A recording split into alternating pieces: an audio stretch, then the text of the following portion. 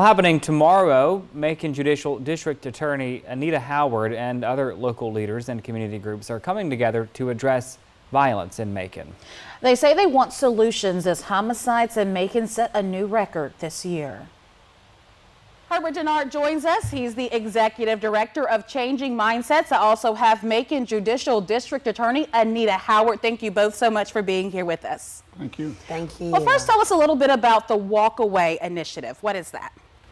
When adversity sits in and you have a problem with someone else, walk away from it rather than continue to argue, continue to fight. Yeah, it sounds easy enough, but hard for some of our young people to do. Now, I know this weekend you guys are holding an event with Unionville Baptist Church to help prevent the violence. So tell me a little bit about this event. This is our third event. We go from one side of town to another side of town. We was in East Macon, then we went to Unionville area. So what we're trying to do is encourage people to walk away rather than to get engaged in a fight. And D.A. Howard, you are one of the speakers this weekend, and yes. I want to ask you, in your opinion, how do you feel like we've gotten here with the violence issue in Macon-Bibb County? I think several things. Definitely economics, definitely just a culture change, and we're seeing that not only in Macon-Bibb County, but throughout the state and throughout the nation, a rise in crime, also trauma.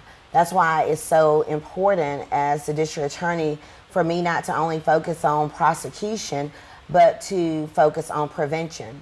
We cannot prosecute our way to safer communities. As we've seen in this community throughout our state, lives are lost, and either via death, murder, or via the prison system, but lives are lost. If we really want to move the needle, we've got to have community involvement, and that's why this initiative is so important, and the reason why when Mr. Denard called, I immediately said that I would partner with him.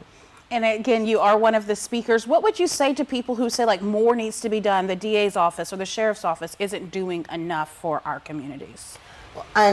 Unfortunately, a lot of times when law enforcement responds, the situation has already occurred. That's why we need the community involvement, because the community knows before law enforcement and definitely before my office when something potentially is going to happen.